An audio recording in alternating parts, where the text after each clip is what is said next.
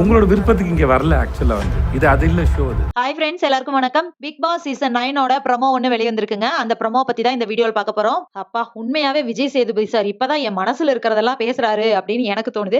என் மனசுல இல்ல, எல்லாருமே ஆரம்பத்துல இருந்து அதானே எதிர்பார்த்துட்டு இருக்கோம். இவர் ஏன் வாயை திறந்து எதுவுமே பேச மாட்டேங்கிறாரு? இவர் சைடு கேட்கறதுக்கு நிறைய கேள்விகள் இருக்கு, சொல்றதுக்கு நிறைய அட்வைஸ் இருக்கு. ஆனா இவர் எதையுமே பயன்படுத்த மாட்டேங்கிறாரே அப்படின்னு நினைச்சு நம்ம ரொம்பவே ஃபீல் பண்ண. இதுக்கு முன்னாடி சீசன்ல எல்லாமே அட்லீஸ்ட் இந்த சீசன்லயாவது அப்படி இருப்பாரா, கரெக்டா அவரோட பவரை யூஸ் பண்ணுவாரா அப்படின்னு நம்ம நினைச்சோம். மேபி இப்ப ஸ்டார்ட் பண்றதுக்கு ஆரம்பிக்கிறாரோன்னு எனக்கு தோணுது. ஏன்னா அந்த மாரி தான் பேசுறாரு. என்ன விஷயம் அப்படின்னு சொல்லி பார்த்தீங்கன்னா, ஃபர்ஸ்ட் வந்துட்டு உங்களோட பேர தெரிஞ்சுக்கலாமா அப்படின்னு சொல்லி கேட்கிறாரு. அப்ப ஃபர்ஸ்ட் வந்து சபரிநாதன் அவர் எழுந்து என் பேரு சபரிநாதன் சொல்றாரு. நெக்ஸ்ட் வந்துட்டு விக்ரம் அப்படின்னு சொல்லிட்டு அவரு எழுந்து சொல்றாரு. அதுக்கப்புறமா ஆதிரை வந்துட்டு உட்கார்ந்துட்டே கை மட்டும் தூக்கிட்டு ஆதிரை அப்படின்னு சொல்றாங்க. அப்ப விஜய் சேதுபதி சார் கேட்கிறாரு, "ஏன் இதுக்கு முன்னாடி இருந்தவங்கலாம் எழுந்து நின்னு தானே சொன்னாங்க. ஏன் உங்களால எழுந்து நின்னு சொல்ல முடியாதா?" அப்படின்னு கேட்கிறாரு. உடனே இவங்க எந்திரிச்சுட்டு ஓகே அப்படின்னு சொல்றாங்க. "என்ன ஓகேன்னு சொல்றீங்க?" அப்படின்னா, "நான் நார்மலா தான் சொல்றேன்" அப்படின்னு அவங்களும் பதில் பேசுறாங்க.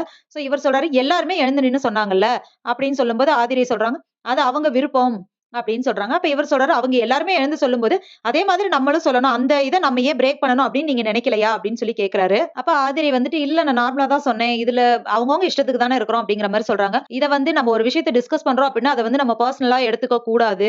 அந்த இடத்துல எப்படியோ அப்படிதான் இருந்துக்கணும் அப்படிங்கிற மாரி விஜய் சேதுபதி சொல்றாரு. ஏன்னா வந்துட்டு ஆதிரை செஞ்ச சில விஷயங்கள சொல்றதுக்காக அவர் அப்படி சொல்றாரோன்னு எனக்கு தோணுது.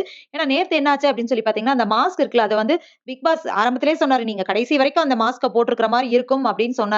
அதையும் மீறி போட்டிருந்தாங்க இல்லையா? சோ கண்டிப்பா அத போட்டிருந்திருக்கான். பிக் பாஸ் சொல்லாம அத ரிமூவ் பண்ணியிருந்திருக்க கூடாது. ஆனா ஆதிரே அவங்க கழட்டிட்டாங்க. அப்ப போட மாட்டேன், நான் போட மாட்டேன் அப்படின்னு சொல்லிட்டு கழட்டிட்டாங்க. சோ அதுவும் அவங்க பண்ண தப்பு. அது மட்டும் இல்லாம அவங்க மட்டும் இல்ல, ஜெனரலாவே பிக் பாஸ் வீட்டுக்குள்ள இருக்கிறவங்க, பிக் பாஸ் ஒண்ணு சொல்றாரு அப்படின்னா, okay big boss, thank you big boss அப்படிங்கிற வார்த்தைகள அதிகமா பயன்படுத்தலாம். ஒரு பிக் பாஸுக்குரிய ரெஸ்பெக்ட் இல்லையோன்னு எனக்கு தோணுது.